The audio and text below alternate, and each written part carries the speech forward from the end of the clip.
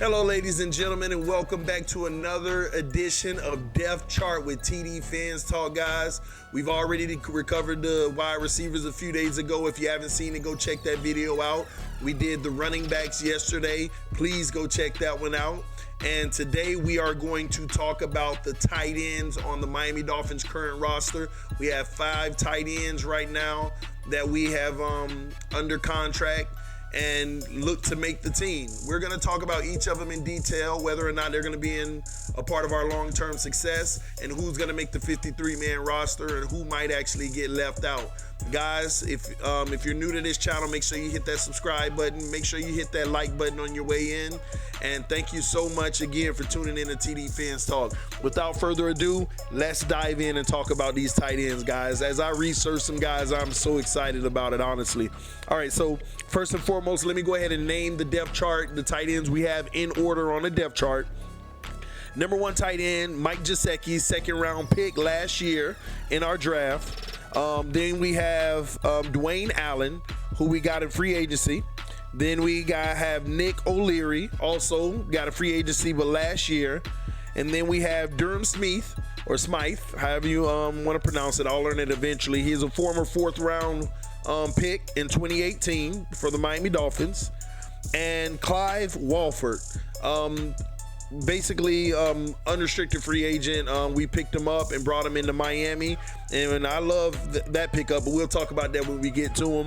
First and foremost, guys, let's talk about our tight end, our starting tight end, Mike Gesicki. We drafted Mike Gesicki last year. A lot of people wants to say he didn't live up to the hype. He was a 2nd-round pick overall. We would definitely love a lot more production from Mike Gesicki, but I'm here to tell you all, Mike Gesicki's lack of production last year had nothing to do with him. It was more so to do with Adam Gase, okay? And the offense that we were running and the lack of protection that we were able to provide our quarterback. We all seen flashes in preseason and in training camp of Mike Gesicki highlights, jumping over cornerbacks, grabbing balls, brutalizing safeties, making huge catches, just looking like the future for our tight end position. And then when the regular season started, I can't even say we didn't see much of it. We barely seen any of it in real game time. Caught a few balls throughout the year, but nothing to say, oh man, Gesicki is the future. I can tell you his rookie year, nothing was proven, but again, I like to say to no fault of his own, okay? Let me talk to you about a few factors that caused that. Number 1 factor is the point that our offensive line couldn't stop a defensive line if you paid them all $50 million each. It just couldn't happen.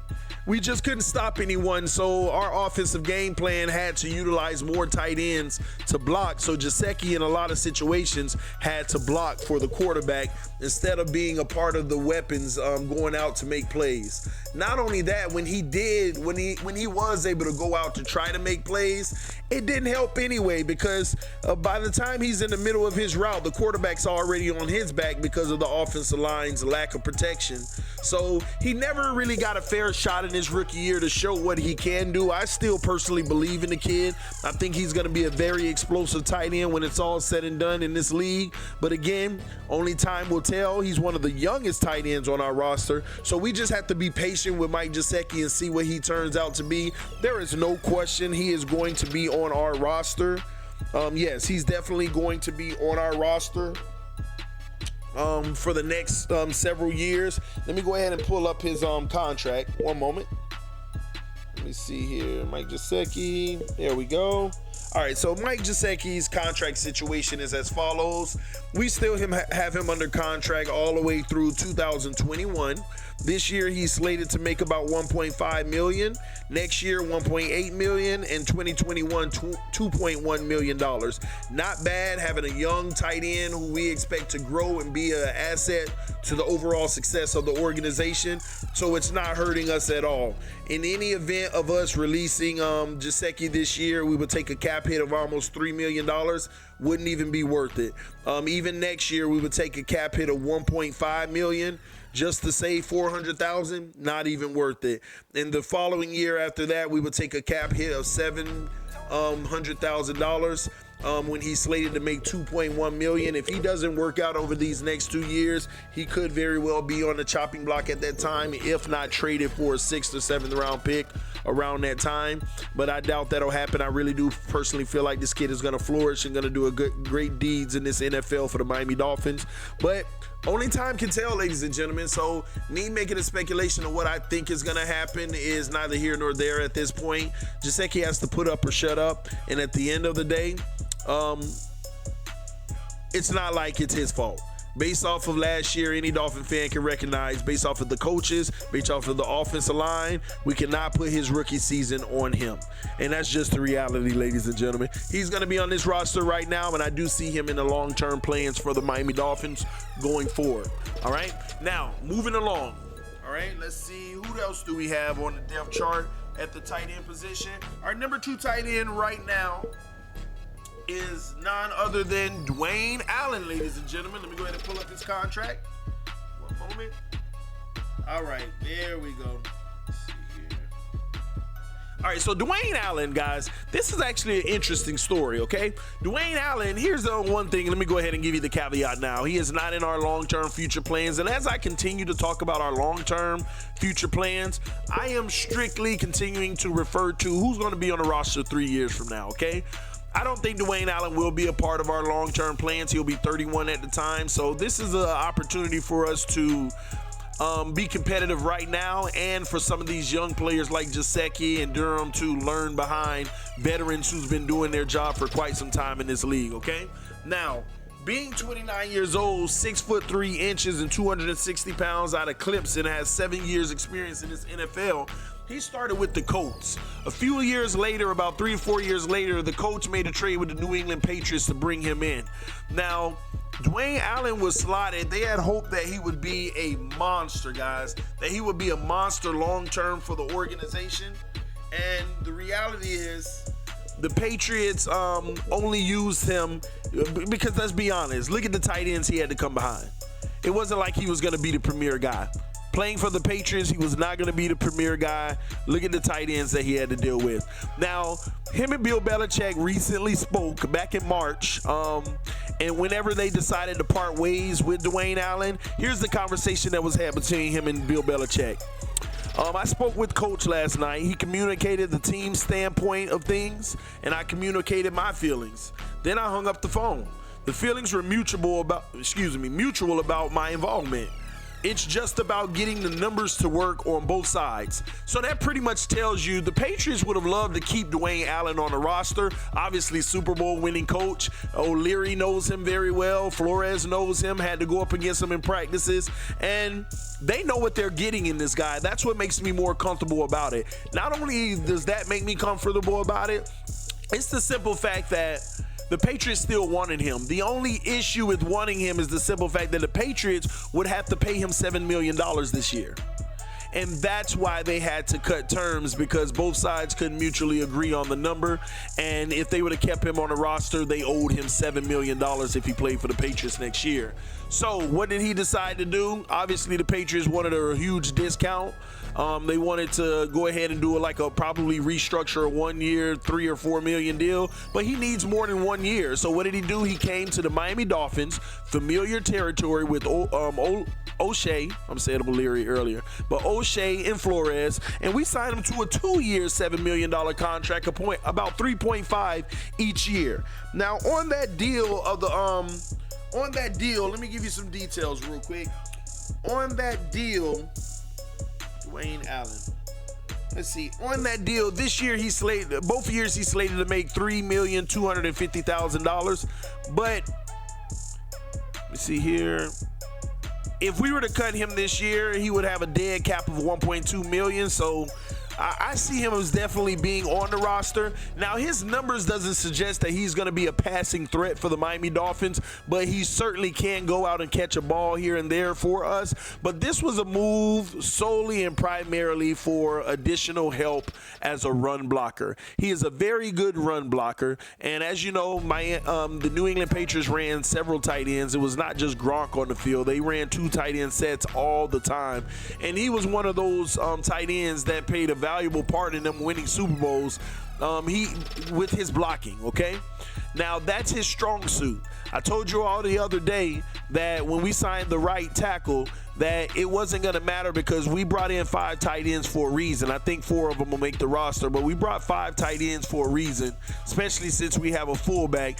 And it's solely to bring some help on the blocks, making sure that the left tackle and the right tackle have the help they need in 2 tight end sets at time. And the fullback helping those guys, the right guard, the left guard, and the center for pressure coming up the middle. That's the type of offense that we're going to be running, guys. It's going to be heavy power, run game. He's a good run blocking tight end, and he's a good pass blocker as well.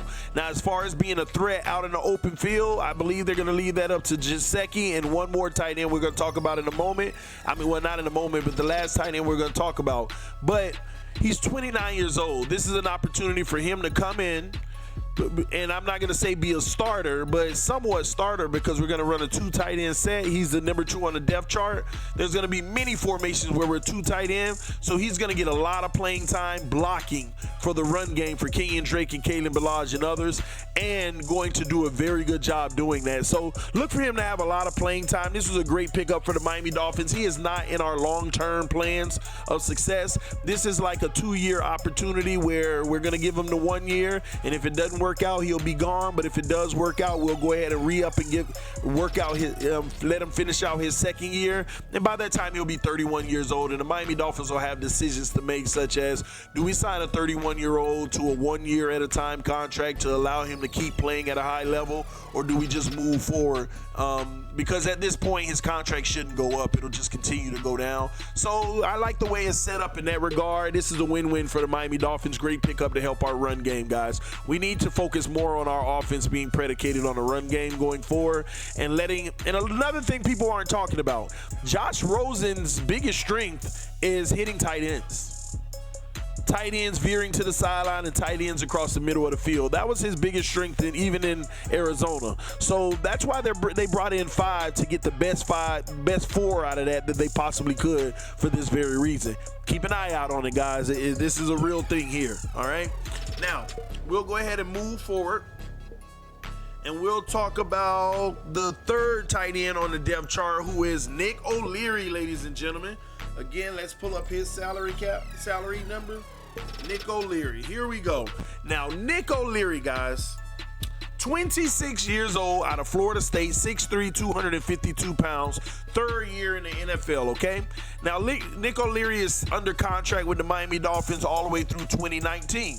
Last year, he played for the Dolphins, and this year, we automatically guaranteed $300,000 of his salary because he was on the roster on February 5th. Now, to already guarantee $300,000, I can tell you now, if we were to cut Nick O'Leary, we take a cap hit of $400,000, but we do save $700,000. But I also see him making this roster as well in the 2nd year of this deal, because he's slated to make $1.1 million for the Miami Dolphins, okay? Now, one moment, let me see. Bear with me. All right, so the thing about Nick O'Leary is, we actually gave him a contract extension. December of last year, we had saw enough to say, at his salary, let's go ahead and extend him again. We're going to give him a $1.5 million contract with only $500,000 guaranteed, and that's what we end up doing. So he did show enough for the coaches to basically feel like, you know what, we're okay with this. Let's go ahead and extend him, another good tight end on this roster. Let's see if he can come in next year again and make this team. He already has some money in his pocket for this year, $300,000 guaranteed. So that's something to definitely pay attention to, guys, as we go forward. But Nick O'Leary, the thing is about Nick is, let me say this, is we brought him in 2018, but his history, let me pull that up real quick. Where did I see it at? Now, this is what they wrote about Nick O'Leary from last year. O'Leary is the Dolphins' best blocking tight end and has caught 7 of 8 passes thrown to him. 7 out of 8 passes thrown to him, y'all. I mean, I know 8 passes ain't much, but when it does come his way, he's sealing the deal. and scored a touchdown in 7 games this season. He was released by the Buffalo Bills, who drafted him back in 2015. So at the end of the day, we got another great blocker. And when he does go out and catch a pass, he's converting them. This is a great move. This is why we actually re-signed him. This is why we looked at him in a plan of, if he can continue to improve and continue to play well like this, he's going to be in a long-term plan for the Miami Dolphins. So at the end of the day, man, and this is what also that was said to him, okay, by Adam Gase. Ain't much credibility in that, but we'll take it. He keeps doing a good job in the run game. He's been open in the pass game. The ball just hasn't gone to him. Just like I said with Gesicki, these guys are out here balling. It's just that the quarterback's on their butt so early that the ball can't come to him. He's done a really good job. This is what Adam Gase said about him, but his blocking has really been strong for us, helped us in the run game a lot. His pass protection, the same thing. Whenever we throw him the ball, he is reliable. These are the things they're saying about him, okay? So at the end of the day, this is why I'm getting excited about the tight end unit that we have. Again, power running game. We're gonna have the blocking tight ends. Look for O'Leary to get some opportunities, just like Dwayne Allen, and sneak out of that blocking phase sometimes. He looks like a power formation, and we play action the hell out of him, and he comes out of behind those linebackers open. And if we got the protection necessary, look to him to be an actual catching threat going forward. So, guys, you got to get excited about the O'Leary roster. Basically spot on the depth chart right now. He's third. So, if you look at the first 3 that we have, Mike Gesicki, Dwayne Allen, and O'Leary, we can some could argue we're set right then and there. And that brings us into our next tight end, which is Durham Smith, or however you pronounce it. Y'all forgive me. 4th round pick last year, okay? A lot of people say, it hasn't lived up to expectation, but once again, we're talking about a system where you can't really fault him. It's hard to fault him, but it's just not enough information on him. Hasn't done nothing, hasn't been productive. At the end of the day, he's just young, giving us a great deal as far as the salary cap. So at the end of the day, it's not hurting us. So it's one of those cases, you're on the depth chart, but I'm scared for the kid. Will he be moved down to the practice squad? That's something that we really got to keep an eye on. Let me check out his salary situation. Let me see, Durham Smith, where are you? Where are you? There he is. All right. Now, as far as the salary cap standpoint, guys, now the thing I do like about Durham Smith, he's 23 years old, but he's 2 inches taller than all the other tight ends. He's 6'5" and 257 pounds. A bigger guy drafted in the 4th round, has 1 season of experience, and based off of this coaching staff, who knows what O'Shea can do? They might turn this guy into a beast. Let me tell you why it's important for them to develop him and him to work out for us. Simple fact that he's still on a rookie deal, and we have him under contract to 2021, and every single year he's going to make less than $1 million. So I like to see him work out as Dwayne Allen phases out, and hopefully he can take on that role and become a tight end for the Miami Dolphins, who's in our future plans. Is he in the future plans? I don't know yet, because we haven't seen much, but at the end of the day, he has the opportunity to be. We shall find out, ladies and gentlemen. But I'm going to leave it at that for Durham Smith. But last tight end is Clive Walford, okay? This is the one that actually has my eyebrows risen, I guess. Clive, let me find the contract real quick. One moment, guys. Where are you, Clive? He must be up here. Huh? Must have passed right by you.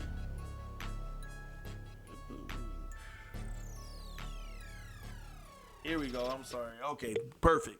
Now, here's the thing. This one's interesting. Clive Walford, y'all, 27 years old, so middle of the road, right? He, long in the tooth. He was a former 3rd round pick, nice, for the Raiders. Now, he actually did really good his first 2 seasons in the NFL. He's a fast guy. He gets out. He's trying to actually attack the ball, trying to go after the ball. And honestly, I like him. I like him at the tight end position whenever I see his film. I really do like him as a player. Now, he's not just the fastest thing, but for a tight end, 4.7 isn't bad. He runs a 4.7. It's not bad for a tight end. And looking at his film with the Raiders, he looked really good. But then I said, why didn't he work out for the Raiders then? Because when John Gruden came in, he was a part of John Gruden's purge of getting rid of some of the valuable players on the roster. Plus, he was also kind of overlooked by Jared Cook. So just like playing for New England and having Gronk in front of you, you're kind of overlooked. So, I mean, there's not much you can do in that situation. Now, the beautiful thing is he's a Miami native. He played for the University of Miami as a tight end. He shined in his collegiate career. Again, a former third-round pick, guys. I'm excited about it because I hope it works out for him where he's going to be a part of our roster long term. But he's 27 years old, so he's that middle-of-the-road guy that can actually give. And whenever he got an interview by John Kajimi with the Miami Dolphins, I heard it in his voice. He's just excited, said, I want to show the rest of this league that I'm one of those top guys, man. I'm an elite guy. And I want to see what happens, man. He was basically what I would like to call a victim of Gruden, and then he kind of bounced around after that. So not so much bounced around, but the Raiders wanted to save the $2 million on him on a rookie deal, might I add, third rounder. They rather had saved the money because they had Jared Cook and had a younger option. So at the end of the day, this was a great pickup. He's happy to be back home and represent the Miami Dolphins. I'm just interested in how this is going to turn out as well. Has a little speed on him. Now, he's more of a catchy. Listen, the beautiful thing about Clive as well is the fact that he can block. And he does good in the run game, but he also is he's more of a catching threat. He's more of the backup to Gesicki, He's like the guy who can catch and block. So he might actually, depending on how he does in camp, he might actually move up the depth chart. He might move up the depth chart to possibly make his way up to the third or fourth spot. So he might fight.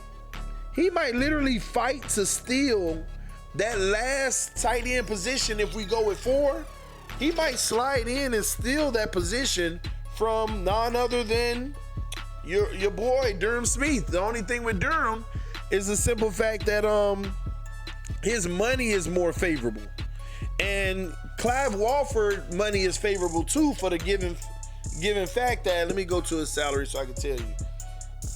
Let me see. Clive's money is favorable too because he's slated to make $720,000 this year. Plus, he has the size. He's 6'5", 258 pounds, and he's slated to make $720,000 this year. If we cut him, we don't take any cap hit. But this is an opportunity for him to show himself, and then he'll be turning 29 soon. I mean, he's about to turn 29. So at the end of the day, turning 28, excuse me. Turning 28 means he still could have a good 2 to 3 years of where they may consider it prime football, especially since he doesn't have as much wear on his body being a backup for a few years. He only played major time in his first 2 seasons. So I'm interested in how this one turns out as well, guys. We got to keep an eye on this one too. Clive Walford, this might be someone who blossoms to be a big name in Miami for a few years, guys. Is he in a long-term success? I like to say he might actually be, in a long-term plan for success. He might be in the intermediate plan where he's in this rebuild phase and in the beginning phases of the team that's ready to rock and roll, man. Man, these are our 5 tight ends, guys. I'm excited about all 5 because, we're not bums at the position, man. And you guys, forgive me. I never gave our running back position a grade. I never gave our running back position a grade on the last video that we did yesterday. And I wanted to let you all know that I grade the running back position as a C+ right now. Because we don't have a solidified guy who's going to be the guy, but there's several talents that could step into that role.